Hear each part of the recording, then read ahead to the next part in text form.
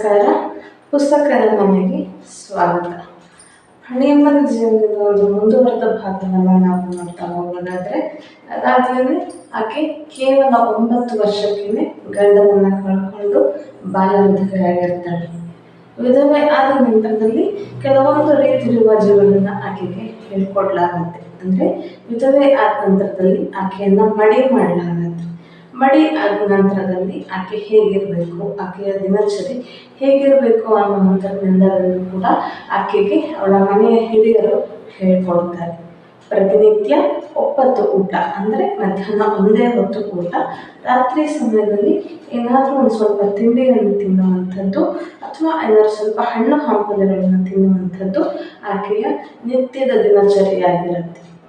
ಅದರ ಜೊತೆಯಲ್ಲಿಯೇ ಹಾಡುಗಳನ್ನ ಹೇಳೋದು ಅಥವಾ ದೇವರ ನಾಮಗಳು ಅಥವಾ ಒಟ್ಟು ಪೂಜೆಗೆ ಸಂಬಂಧಿಸಿದಂತೆ, ದೇವರಿಗೆ ಸಂಬಂಧಿಸಿದಂತೆ ಒಂದಷ್ಟು ಏನಾದರೂ ವಿಚಾರಗಳನ್ನು ಹೊಸದಾಗಿ ಕಲಿಯುವಂಥದ್ದು, ರಾಮಾಯಣ ಮಹಾಭಾರತಗಳನ್ನು ಓದೋದು, ಇವೆಲ್ಲವೂ ಕೂಡ ಆಕೆಯ ದಿನಚರಿಯಲ್ಲಿ ಒಂದಾಗಿತ್ತು.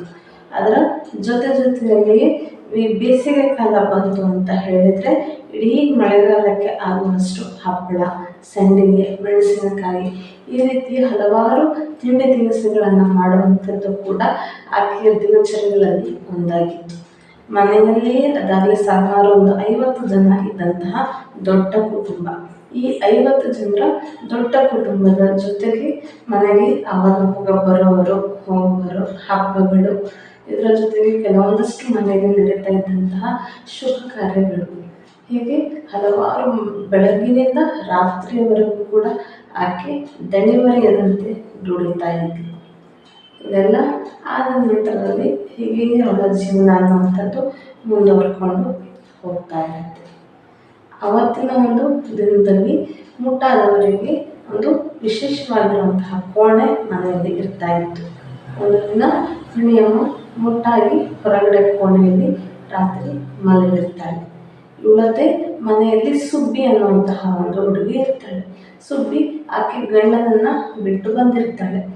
ಮನೆಯಲ್ಲಿ ದೊಡ್ಡವರು ಆ ಸುಬ್ಬಿಯನ್ನು ಗಂಡನ ಜೊತೆಗೆ ಹೊಂದಾಣಿಕೆ ಮಾಡಿಕೊಂಡು ಹೋಗುವಂತೆ ಎಷ್ಟೋ ಸಲ ಅವಳಿಗೆ ಬುದ್ಧಿ ಹೇಳಿದರೂ ಕೂಡ ಸುಬ್ಬಿ ಮತ್ತೆ ಬಂದು ಆಕೆ ತನ್ನ ಒಂದು ತವರ ಮನೆಯನ್ನೇ ಸೇರಿಕೊಂಡಿರ್ತಾಳೆ.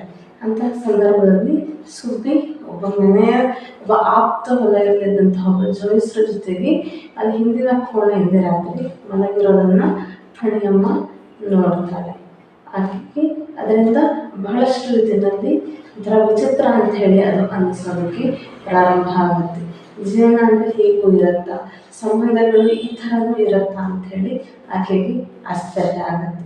ಮತ್ತು ಮರುದಿನ ರಾತ್ರಿ ಕೂಡ ಅದೇ ಒಂದು ಸಂದರ್ಭವನ್ನು ಆಕೆ ಎದುರಿಸ್ತಾಳೆ. ಇದೆಲ್ಲ ಆದ ನಂತರದಲ್ಲಿ ಆಕೆಯ ಒಂದು ಮಾನಸಿಕ ಸ್ಥಿತಿಗತಿಗಳು ಕೂಡ ಸಾಕಷ್ಟು ಬದಲಾವಣೆ ಆಗುತ್ತೆ.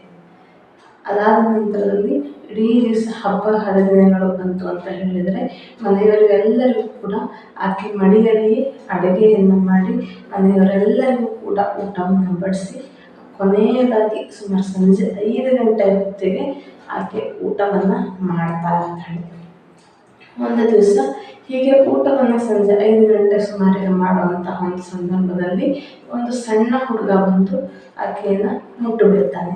ಮುಟ್ಟಿ ನನಗೂ ಕಡುಬು ಬೇಕು, ಕಡುಬು ನನಗೂ ಕೊಡು ಅಂಥೇಳಿ ಅಜ್ಜಿ ಹತ್ತಿರ ಬಂದುಬಿಟ್ಟು ಕೇಳ್ತಾನೆ. ಆಗ ಆ ಹುಡುಗನ ತಾಯಿ ಆ ಮಗುವನ್ನು ಎಳ್ಕೊಂಡು ಹೋಗಿ ಅದಕ್ಕೆ ಸರಿಯಾಗಿ ಹೊಡೆಯೋದಕ್ಕೆ ಪ್ರಾರಂಭ ಮಾಡ್ತಾಳೆ. ಹೊಡೆದಂತಹ ಒಂದು ಸಂದರ್ಭದಲ್ಲಿ ಮಗು ಎಚ್ಚರ ತಪ್ಪಿ ಬೀಳುತ್ತೆ. ಎಚ್ಚರ ತಪ್ಪಿ ಬಿದ್ದಂತಹ ಒಂದು ಕ್ಷಣದಲ್ಲಿ ಹಣಿಯಮ್ಮ ಓಡಿ ಬಂದು ಆ ಮಗುವನ್ನು ಕಾಪಾಡುತ್ತಾಳೆ. ಆ ಮಗು ಪ್ರಜ್ಞೆ ತಪ್ಪಿ ಬಿದ್ದಿದ್ದು ಮತ್ತೆ ಆ ಮಗುವಿಗೆ ಪ್ರಜ್ಞೆ ಬರುವ ಹಾಗೆ ಆ ಮಗುವಿಗೆ ಔಷಧಿಗಳನ್ನೆಲ್ಲ ಕೊಡುತ್ತಾಳೆ.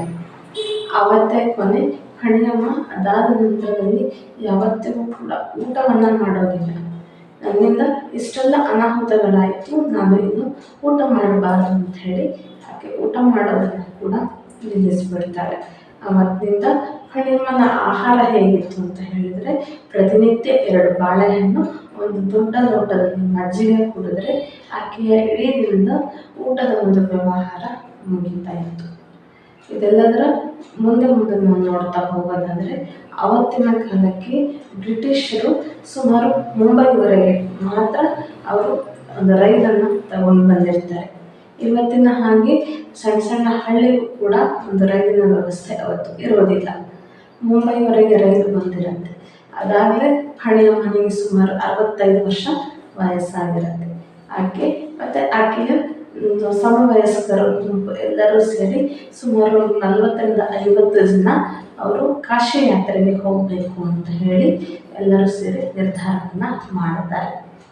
ತೀರ್ಥಹಳ್ಳಿಯ ಪುಟ್ಟ ಹಳ್ಳಿಯಿಂದ ಮುಂಬೈ ತನಕ ನಡೀಲಿಕ್ಕೆ ಅವರಿಗೆ ಸುಮಾರು 3 ತಿಂಗಳುಗಳ ಕಾಲ ಸಮಯ ತಗೊಳ್ಳತ್ತೆ. ತೀರ್ಥಹಳ್ಳಿಯಿಂದ ಮುಂಬೈ ತನಕ ಅವರು ನಡೆದುಕೊಂಡೇ ಹೋಗುವಂತಹ ಒಂದು ಕೆಲಸವನ್ನು ಮಾಡ್ತಾರೆ. ಮುಂಬೈಯಿಂದ ಕಾಶಿಗೆ ಹೋಗಲಿಕ್ಕೆ ರೈಲಿನಲ್ಲಿ 3 ದಿನಗಳ ಕಾಲ ಬೇಕಾಗಿರುತ್ತೆ. ಅಲ್ಲಿಗೆ ಹೋಗಿ ಅಲ್ಲಿ ಕಾಶಿಯಲ್ಲಿ ದರ್ಶನವನ್ನೆಲ್ಲವನ್ನು ಕೂಡ ಮುಗಿಸ್ತಾರೆ. ಇವರ ಜೊತೆಗೆ ಬಂದಿದ್ದಂತಹ ಒಬ್ಬ ವಯಸ್ಸಾದ ಅಜ್ಜಿ, ಆಕೆಗೆ ಅಸ್ತಮ ಬಂದು ಆಕೆ ಅಲ್ಲಿಯೇ ತೀರ್ಕೊಳ್ತಾಳೆ. ತೀರ್ಕೊಂಡ ನಂತರದಲ್ಲಿ ಆಕೆಯ ಕೊನೆಯ ಕ್ರಿಯಾಕರ್ಮಗಳನ್ನೆಲ್ಲ ಅಲ್ಲಿಯೇ ಮುಗಿಸಿ ಈ ಫಣಿಯಮ್ಮನ ಜೊತೆ ಹೋಗಿದ್ದಂತಹ ಗುಂಪಿನವರು ಎಲ್ಲರೂ ಕೂಡ ಅವರು ವಾಪಸ್ ಊರಿಗೆ ತೆರಳುತ್ತಾರೆ. ಬಂದ ನಂತರದಲ್ಲಿ ಇಲ್ಲಿ ಕಾಶಿ ಸಮಾರಾಧನೆ ಕೂಡ ನಡೆಯುತ್ತೆ. ಕಾಶಿ ಸಮಾರಾಧನೆ ಆದ ನಂತರದಲ್ಲಿ ಮತ್ತೆ ಆಕೆಯ ಜೀವನ ಅದೇ ರೀತಿಯಾಗಿ ತೀರ್ಥಹಳ್ಳಿಯ ಪುಟ್ಟ ಹಳ್ಳಿಯಲ್ಲಿ ಅವಳ ಜೀವನ ನಡೀತಾ ಹೋಗುತ್ತೆ.